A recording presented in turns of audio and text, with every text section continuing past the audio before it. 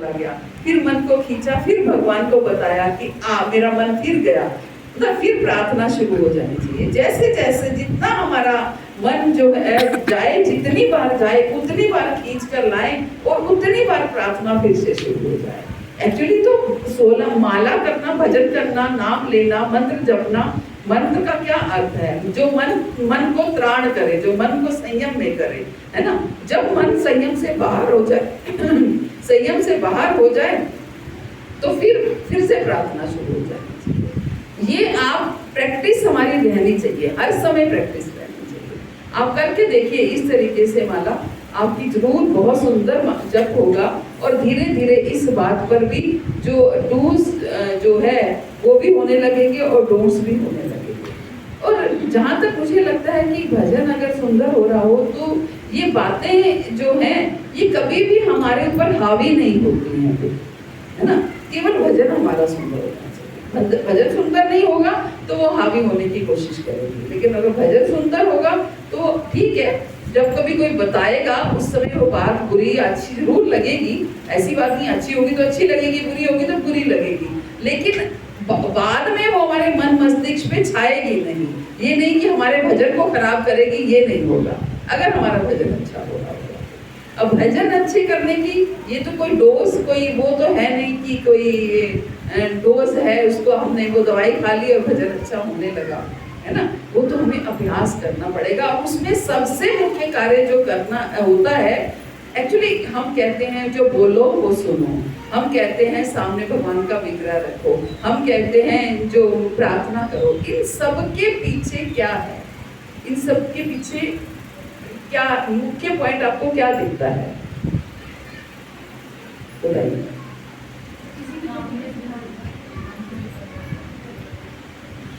क्या है?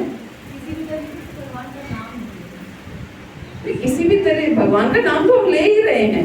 भगवान के नाम को लेते समय हम कहते हैं ना कि हम जो बोले वो सुने, ये भी कहते हैं। हम कहते हैं विग्रह के सामने कर लें, तुलसी महारानी के सामने कर लें, या सामने लिख के रख लें नाम को। कई कई तरीके बताए जाते हैं ना, कुंजियां जैसे बताई हैं यही तो है ना, ये तो लिख के रख लें, बीच बीच में प्रार्थनाएं जैसे मैंने बताया कर लें। तो ये अलग अलग कुंजियां हैं। ये सारी कुंजियों का निचोड़ क्या है? मन को नियंत्रण में करना, भगवान में स्थिर होना, मन को व्यस्त करना, मन को एंगेज करना, और कुछ नहीं है। मन को नियंत्रित करना नहीं है, मन को एंगेज करना है। मन जहां खाली होता है तो वो भाग जाता है। आप देखो, आप 4 फ्रेंड्स मिलकर बातें कर रहे हो, है ना, बातों में व्यस्त हो, और एक आपका बेटा आपको बुला रहा है, मम्मी मम्मी मम्मी, आप बातें करते हुए उसको सुनोगे नहीं? सुनोगे? अगर आप बहुत व्यस्त हो बातें करने में तो आपको आवाज भी लगाता रहेगा ना तो भी आप सुनोगे नहीं, क्योंकि आपका मन व्यस्त है बातों में। तो सारी चीजों का निचोड़ क्या है?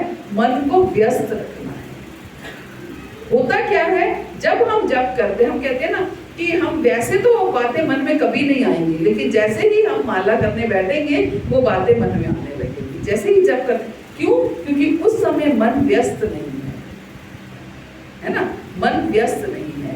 जब मन को कहीं व्यस्त करोगे, मन को कहीं बिजी करोगे, एंगेज करोगे, तो मन को टाइम नहीं है फिर कहीं इधर उधर जाने का।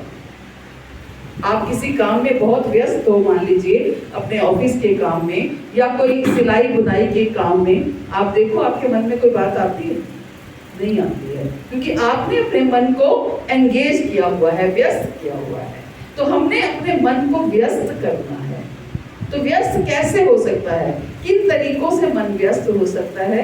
सबसे मुख्य तरीका उसका मन व्यस्त होता है जब हम बातचीत करते हैं किसी के साथ, है ना, किसी के साथ बातचीत करते हैं तो मन व्यस्त होता है। तो जब हम भगवान से माला के बीच में बातचीत करेंगे तो हमारा मन व्यस्त होगा, है ना। जब हम ठाकुर जी से ये बातें करेंगे, और तो क्या बातें करेंगे, मुख्य तौर से हम यही बातें कर सकते हैं कि आप ऐसा करो, मैं ऐसा कर पाऊँ, मेरे ऊपर कृपा करो। प्रार्थनाएं मतलब किसी भी तरीके से मेरे ऊपर कृपा करो, मैं सुबह जल्दी उठ पाऊँ, जब कर पाऊँ, भक्तों की सेवा कर पाऊँ, अध्ययन कर पाऊँ, मेरा जब सुंदर हो जाए, मैं दिन में इतनी माला कर पाऊं, कुछ भी इस तरीके से व्यस्त रखो।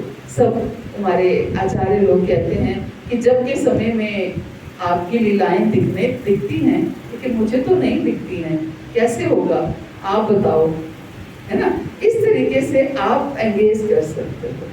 अगर मालाएं नहीं, अगर मुझे आपकी लीलाएं नहीं दिखती हैं, तो इसका मतलब क्या है, मैं अभी आपके साथ नहीं हूँ। मैं तो आपके साथ नहीं बैठ सकती हूँ, आप तो मेरे साथ बैठ सकते हो, आप मेरे साथ बैठो। कुछ भी जो आपके, ये मेरे मन के भाव है, आप अपने मन के भाव हो, है ना। ये होगा तब जब आपके अंदर लालसा होगी भगवत प्राप्ति की, लालसा होगी भगवान से प्रेम करने की, लालसा होगी भगवान के साथ बात करने की। अगर लालसा नहीं है फिर नहीं हो पाएगा, है ना। तो लालसा कैसे जागृत होगी, कैसे होगी बताइए। बार-बार सुनेंगे, श्रवण से भी, नाम लेने से भी लालसा जागृत होगी। जितना नाम लेंगे, भले ही कैसा भी नाम हो, लेकिन उस नाम का फल ये जरूर होगा कि वो आपके अंदर धीरे धीरे लालसा जागृत कर देगा। उस श्रवण, जो आप श्रवण कर रहे हैं, भले ही वो कैसे ही श्रवण कर रहे हैं, अगर अच्छा श्रवण होगा तो लालसा जल्दी जागृत हो जाएगी, अगर अच्छा जप होगा तो लालसा जल्दी जागृत हो जाएगी, अगर जप अच्छा नहीं होगा, श्रवण अच्छा नहीं होगा, तो उसको समय लग जाएगा।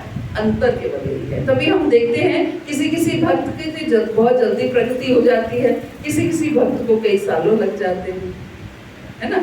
हम कहते हैं ना, हम वहीं के वहीं खड़े हैं, है ना। तो क्या इसी यही अंतर होता है। हमारा जप कितना सुंदर हो रहा है, हमारा श्रवण कितना सुंदर हो रहा है, हमारी सेवा कितनी निष्काम हो रही है। ये तीन चीजें हैं। सेवा हमारी कितनी निष्काम हो रही है। क्या हमारी सेवा में हमें ये लालसा तो नहीं है कि कोई मेरी वाहवाही करे या कोई मेरी सेवा को नोटिस करे कि मैंने इतनी सेवा की, है ना। कि आप ठाकुर जी की सेवा कर रहे हो, ठाकुर जी आप प्रसन्न हो जाने चाहिए बस, है ना। भले ही आपको वॉशरूम साफ करने की सेवा मिले, अगर आप सेंटर में आकर वॉशरूम भी साफ कर रहे हो या मंदिर में जाके वॉशरूम भी साफ कर रहे हो, तो वो सेवा किसकी है? वो सेवा भी भगवान की है ना। वो सेवा भी भगवान की है। हम कहें कि हमें वाहवाही मिले उस सेवा की, तो फिर वो सेवा आपकी भक्ति को में प्रगति नहीं करेगी। अगर हमारे मन में ये लालसा है, हमारे मन में अगर ये लालसा है कि हम हमारी सेवा को कोई नोटिस करे, तो फिर भक्ति नहीं करेगी, है ना। तो ये चीजें हैं। हमारा भजन कैसे, जब कैसा हो रहा है, हमारा श्रवण कैसा हो रहा है। क्या हम केवल नाम के लिए क्लास ऑन करके फोन रख देते हैं और सुनते नहीं हैं, या फिर अच्छे से कंसंट्रेशन से बैठ करके सुनते हैं, या चलते फिरते सुनते हैं, या किस भावना से सुनते हैं, सब कुछ निर्भर करता है। ये अंतर है। कुछ आंसर